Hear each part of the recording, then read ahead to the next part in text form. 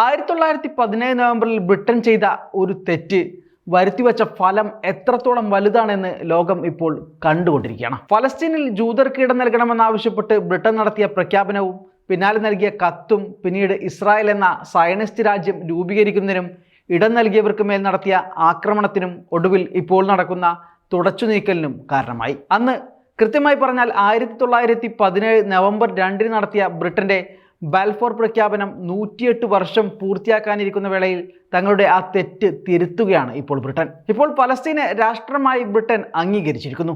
ഇസ്രായേലിന്റെ രൂപീകരണത്തിന് ഹേതുവാക്കിയ ബാൽഫോർ പ്രഖ്യാപനം ബ്രിട്ടീഷ് വിദേശകാര്യ സെക്രട്ടറി അർത്തൂർ ബാൽഫൂർ ആണ് നടത്തിയത്. ഫലസ്തീനിൽ ജൂതർക്ക് ദേശീയതയ്ക്കുള്ള താമസ സൗകര്യം നൽകണമെന്നായിരുന്നു ഈ പ്രഖ്യാപനം. ബ്രിട്ടീഷ് ജൂത നേതാവ് ലിയോണൽ വാൾട്ടർ റോത്ത്ഷിൽഡിനാണ് ബാൽഫോർഡ് കത്ത് കൈമാറിയത്. ഫലസ്തീനിൽ ജൂതർക്ക് പ്രത്യേക സ്ഥലം നൽകുന്നതിനുള്ള ബ്രിട്ടന്റെ പിന്തുണ എന്ന നിലയിലാണ് ഈ പ്രഖ്യാപന കത്ത് നൽകിയത്. ഒന്നാം ലോക മഹായുദ്ധത്തിന് ശേഷം ഫലസ്തീൻ ഓട്ടോമൻ സാമ്രാജ്യത്തിന്റെ കീഴിലായിരുന്നപ്പോഴായിരുന്നു ഈ കത്ത് നൽകിയത്.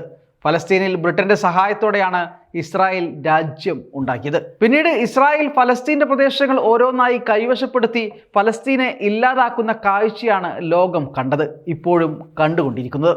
ഇസ്രായേൽ പിറവിയെടുത്ത് 77 വർഷം പൂർത്തിയാകുമ്പോഴാണ് ബ്രിട്ടൻ ദ്വിരാഷ്ട്ര പരിഹാരത്തിന്റെ പേരിൽ ഫലസ്തീനെ അംഗീകരിക്കുന്നത്. ഇസ്രായേൽ ഗസയിൽ വംശഹത്യ തുടരുകയാണെന്ന് ബ്രിട്ടീഷ് പ്രധാനമന്ത്രി കെയർ സ്റ്റാർമർ പറയുന്നു.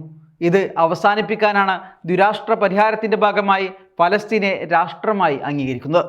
UN പൊതുസഭയുടെ 80ാം സമ്മേളനത്തിൽ ബ്രിട്ടനും കാനഡയ്ക്കും ആസ്ട്രേലിയക്കുമൊപ്പം 9 രാജ്യങ്ങൾ ഫലസ്തീനെ രാഷ്ട്രമായി അംഗീകരിക്കും. ഇന്നലെ വീഡിയോ പ്രസ്താവനയിലാണ് ബ്രിട്ടീഷ് പ്രധാനമന്ത്രി കെയർ സ്റ്റാർമർ ഫലസ്തീനെ രാഷ്ട്രമായി അംഗീകരിച്ചതായി പ്രഖ്യാപിച്ചത്.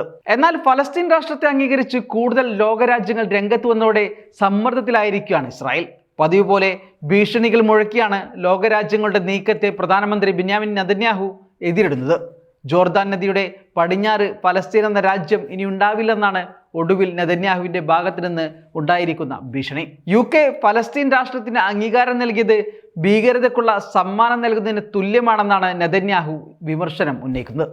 ഇതിന് താൻ മറുപടി നൽകുമെന്നും നെതന്യാഹു കൂട്ടിച്ചേർക്കുന്നു.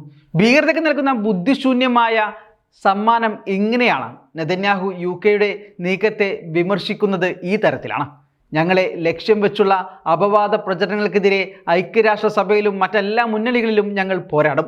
ഞങ്ങളുടെ നിലനിൽപ്പ് തന്നെ അപകടത്തിലാക്കുകയും ഭീകരതയ്ക്ക് സമ്മാനമായി മാറുകയും ചെയ്യുന്ന ഫലസ്തീൻ രാഷ്ട്രം സൃഷ്ടിക്കാനുള്ള ആഹ്വാനങ്ങൾക്കെതിരെയാണ് ഞങ്ങളുടെ പോരാട്ടമെന്നും നെതന്യാഹു പറഞ്ഞു വെക്കുന്നു. അതേസമയം യൂറോപ്പിൽ നിന്ന് UK, ഫ്രാൻസ് എന്നിവയ്ക്കൊപ്പം പോർച്ചുഗൽ, ബെൽജിയം, മാൾട്ട, ആൻഡോറ, ലക്സംബർഗ് തുടങ്ങിയ രാജ്യങ്ങൾ കൂടി ഫലസ്തീൻ രാഷ്ട്രത്തിന് അംഗീകാരം പ്രഖ്യാപിച്ചു കഴിഞ്ഞു. നേരത്തെ ആഫ്രിക്ക, ലാറ്റിൻ അമേരിക്ക, ഏഷ്യൻ വൻകരകളിൽ യൂറോപ്പിലെ ചില കിഴക്കൻ മേഖലകളിലുള്ള രാജ്യങ്ങൾ ഉൾപ്പെടെയാണ് നേരത്തെ ഫലസ്തീനെ രാഷ്ട്രമായി അംഗീകരിച്ചിരുന്നത്. 145ലേറെ രാജ്യങ്ങൾ നേരത്തെ അംഗീകാരം നൽകിയ രാഷ്ട്രപദവി ഫലസ്തീന് സഹായം എത്തിക്കുന്ന ഉൾപ്പെടെയുള്ള കാര്യങ്ങളിൽ വേഗം നൽകുമെന്നാണ് ലോകം ഇപ്പോൾ പ്രതീക്ഷിക്കുന്നത്.